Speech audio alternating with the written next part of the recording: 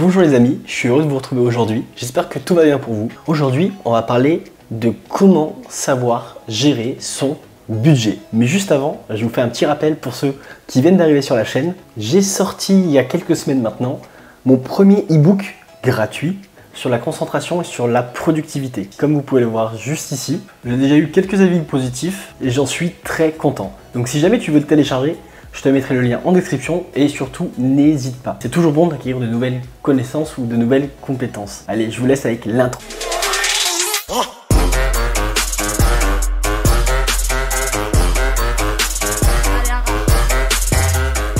Du coup, aujourd'hui, on se retrouve pour une formation sur de l'éducation financière. Quelles sont les techniques fondamentales pour améliorer votre gestion budgétaire? Si à la fin du mois, vous finissez dans le rouge comme un Français sur 5, donc 19% de la population française qui est à découvert une fois par mois, d'environ 240 €. Je vais pouvoir vous donner quelques astuces, quelques conseils pour éviter d'être à découvert tous les mois. Règle numéro 1, toujours se payer en premier. Beaucoup connaissent cette règle, mais peu l'appliquent réellement. Chaque mois, retirez au minimum 10 à 15% de vos revenus pour les investir dans des domaines d'enrichissement. Je m'explique. Un domaine d'enrichissement est tout simplement un domaine dans lequel ça va vous rapporter de l'argent ou de nouvelles connaissances ou de nouvelles compétences, comme le développement personnel, l'entrepreneuriat, les marchés financiers, l'immobilier, la crypto, etc. Règle numéro 2, revoir votre budget les amis. Je m'explique. Il va falloir diviser votre salaire en 3 grandes parties. En règle générale, on accorde 50% pour les charges, les frais indispensables, comme le loyer, l'assurance de la voiture, l'eau, l'électricité, internet, la mutuelle, le crédit de la moto ou de la voiture. On va également allouer 30% pour tes plaisirs. Ça peut être faire un bowling, un ciné, un resto, partir en vacances. Et 20% pour se constituer une épargne de sécurité, une épargne de précaution. Après, tout est relatif. Pour moi, mon épargne de précaution, c'est 6 000 € qui sont placés. Et c'est avec cette somme que je sais que je me sentirai bien une fois que je les aurai atteints. Ce qui est l'équivalent d'à peu près 4 à 5 mois de salaire. Mais si toi, tu as besoin que de 3 mois pour te sentir bien et en sécurité, d'autres ont besoin d'1 an. Règle numéro 3, dépenser moins. Il faut avoir un contrôle intelligent sur ses dépenses. C'est-à-dire, par exemple, tu vas une fois par semaine au restaurant, tu n'es pas vraiment obligé de le faire. Tu peux y aller que 2 fois dans le mois par exemple. Tu avais un abonnement Netflix. Moi par exemple, j'avais un abonnement Netflix que j'ai résilié. Ça me permet de faire des économies qui sont pas négligeables parce que je crois que c'était 18 € par mois. Sur un an, ça fait quand même 216 € d'économiser, ce qui est vraiment pas négligeable. Et à côté, du coup, je squatte le compte Netflix de mon frère. Bref. Mais si tu veux garder un abonnement Netflix, Spotify, Deezer, etc., j'ai un bon plan pour toi. Ça s'appelle Split. Je ne suis pas rémunéré pour parler de Split ou quoi que ce soit. C'est juste un site en fait où tu vas avoir des utilisateurs qui vont prendre un abonnement Netflix avec 5 écrans et qui vont pouvoir te louer par mois un de leurs écrans. Donc l'abonnement ne te coûtera que 3 à 5 € par exemple. Je vous mettrai le lien en description. 4. Ne jamais dépenser plus que ce que vous avez. Toutes les choses à éviter vont être les emprunts, les découverts, les crédits à la consommation, les acomptes. Pour vous donner un exemple, il y a 3 ans, quasiment jour pour jour, j'ai acheté ma moto. J'ai acheté une moto qui était neuve.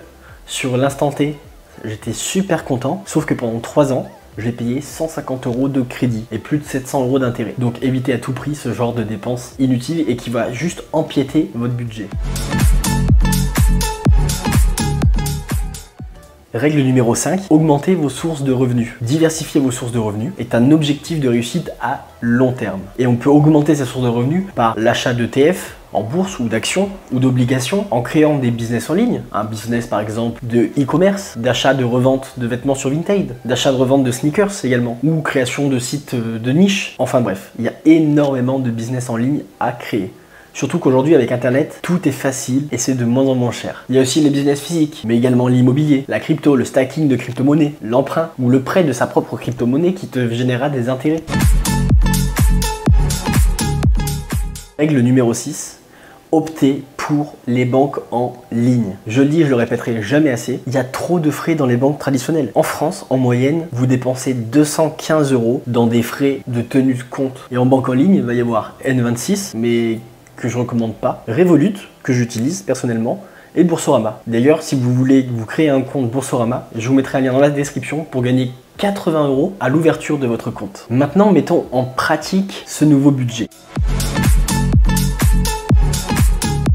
Imaginons un travailleur qui gagne le SMIC, il va gagner approximativement 1170 euros. Donc il va prendre 10 à 15% pour investir dans des formations ou en bourse, etc. On va du coup enlever 175 euros. Il va rester 995 euros de budget. Sur ces 995 euros, on va prendre 50%, donc 498 euros pour les charges principales, comme le loyer, l'eau, l'électricité, internet, etc. 298 euros pour les plaisirs, les frais occasionnels, comme la patinoire, le bowling, le ski, ce que vous voulez, et mettre 199 euros en épargne de précaution tous les mois. Ce qui fait qu'au bout de 12 mois, vous avez réussi à investir 2100 euros et à épargner 2388 euros. Et ça, c'est juste sur 12 mois. Il faut avoir un minimum, une vision long terme. Et tout ça en gagnant 1170 euros par mois. Donc l'investissement, c'est pas fait pour les riches. Il suffit juste de se former et de s'y intéresser un minimum. Par exemple, pour mon cas personnel, mon salaire arrive sur Boursorama et je répartis mon épargne sur Revolut et j'investis une partie de mon argent dès que je le reçois. Et ensuite, je paye mes factures. J'espère que cette vidéo vous aura plu. Bien sûr, quand tu te lances dans ce nouveau budget, il faut avoir de l'autodiscipline et une certaine rigueur. J'espère que cette vidéo t'a plu. En tout cas, j'ai pris un plaisir à tourner cette vidéo parce que l'éducation financière, c'est l'une de mes passions. C'est ce qui me fait vivre. Si ça t'a plu, mets un pouce bleu, abonne-toi, partage et on se dit à bientôt. Prends soin de toi et prends soin de tes proches et ciao!